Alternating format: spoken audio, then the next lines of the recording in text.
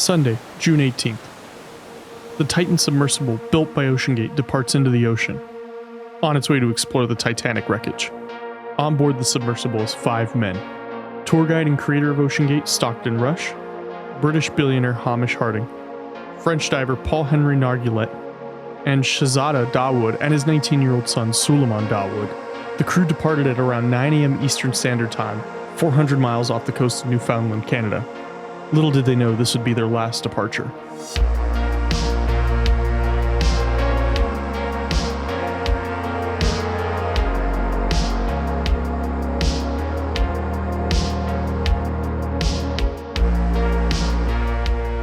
The crew was headed down to the depths of about 13,000 feet in the Titan submersible.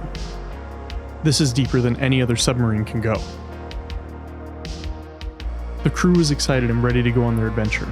After about an hour and 45 minutes of traveling at approximately 10:45 a.m., the mothership named Polar Prince had lost connection with the Titan submersible.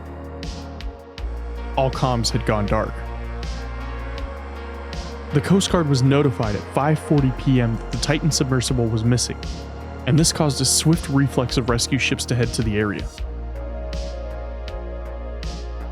Over 5 days, the United States Coast Guard, the Canadian Coast Guard, a French research vessel, the Air National Guard, and a state-of-the-art ROV, or remote operated vehicle, scoured the ocean with a search area larger than the size of the state of Connecticut. News of the missing submersible made its way to international headlines everywhere, and everyone was locked in.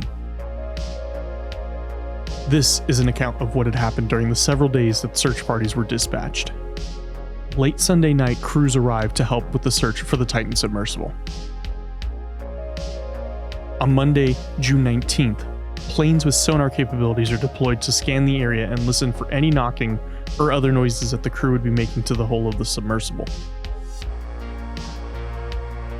It was eventually revealed by a member of the OceanGate team that the Titan had about 96 hours of emergency oxygen on board, and that the crew likely took very little food and water, if any at all. The rescue mission now became a race against time. Tuesday, June 20th, sonar picks up what is believed to be banging sounds coming from the ocean in the search area of where the Titan could be.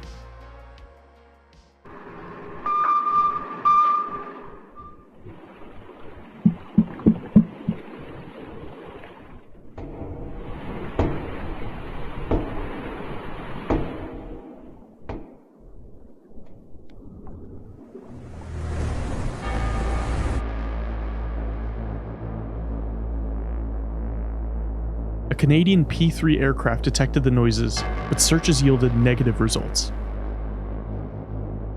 The knocks were heard in about 3-minute intervals every 30 minutes. This routine knocking sparked hope that the crew may still be alive at the bottom of the ocean. Wednesday, June 21st, the Coast Guard expands the search area as the oxygen levels aboard the Titan are said to be at critical levels for the crew. As the search continues to garner more of an audience, the true history of OceanGate begins to surface, as safety concerns are publicly displayed. The knocking, however, is still being reported to be heard by search crews on sonar. A description of the conditions on board the Titan is described as such. It is dark and cold. The water at those depths is at or just below freezing temperatures. It's claustrophobic, with 5 people being stuck in a cylindrical tube the size of a minivan. They aren't able to stand up and probably have no food or water left. Their oxygen is depleting rapidly, and their visibility is almost completely gone. It is most certainly uncomfortable and at the same time utterly terrifying. Thursday, June 22nd. After several days of travel, an ROV is deployed into the waters to aid in the search for the Titan. At this point, it is now estimated that the emergency oxygen on board the Titan has run out for the crew. Around midday, it is relayed to the public that a debris field near the Titan wreckage has been found. Still with no real clarity on what it could be, the masses watching from home held their breath. In consultation with experts from within the Unified Command, the debris is consistent with the catastrophic loss of the pressure chamber. Upon this determination, we immediately notified the families. Shortly after, the debris field was later assessed to be a piece of the Titan submersible. Social media posts from OceanGate stated that the 5 souls aboard have sadly been lost.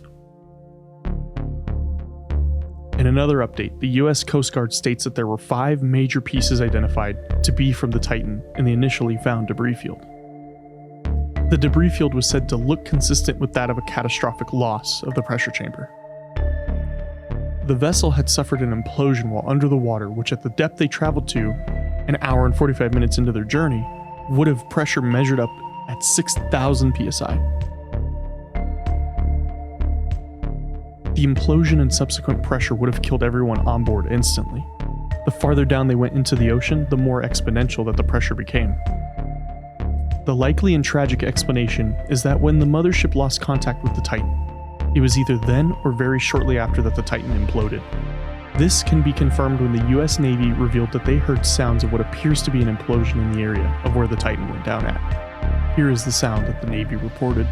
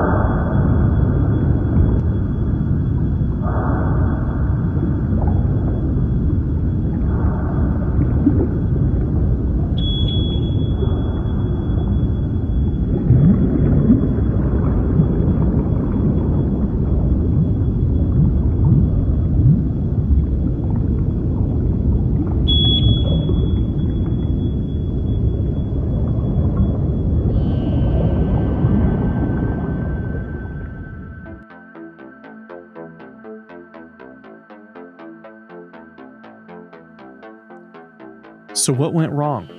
There have been several journeys down to the Titanic over the past few decades, so why was this one so catastrophic? Well, the answer lies in the submersible itself.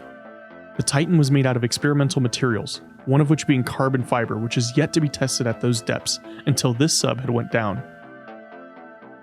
James Cameron's sub that was used to go down to the Marianas Trench was made of materials that had been tested many times before ever being used on a submersible.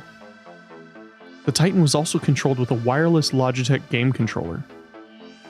Although not a major safety concern, it is a bit confusing as to why they chose a Logitech wireless controller to use to control the submersible.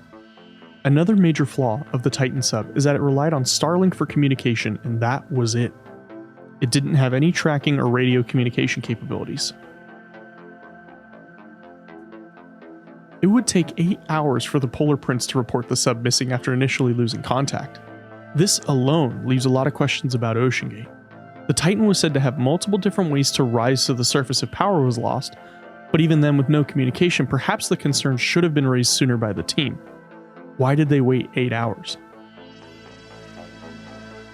After 5 days of non-stop intensive searching, it was unfortunate to hear of the passing of everyone on board the submersible. Many of us felt scared for the passengers when we all thought that they were stuck at the bottom of the ocean with their oxygen supplies dwindling. It has to be simply horrifying to be in that situation with no real way to fix it. I know I found myself glued to my phone waiting for updates about the search efforts. I couldn't imagine how scary and hopeless it must have been knowing that they were down there. For an entire week, it was all anyone could talk about. The passengers on board the Titan had to pay a fee of $250,000 and sign waivers stating that the sub was experimental and not certified by any third party to guarantee safe travels into the ocean at those depths. It's okay to sign contracts for that reason, but it is still a little bit alarming that they made sure to let them know that the submersible was not entirely safe. Nautical research and exploration may be hindered for some time because of this, but hopefully it means that we can implement more safety regulations for anyone wanting to go down to the dark depths of our mysterious and dangerous ocean.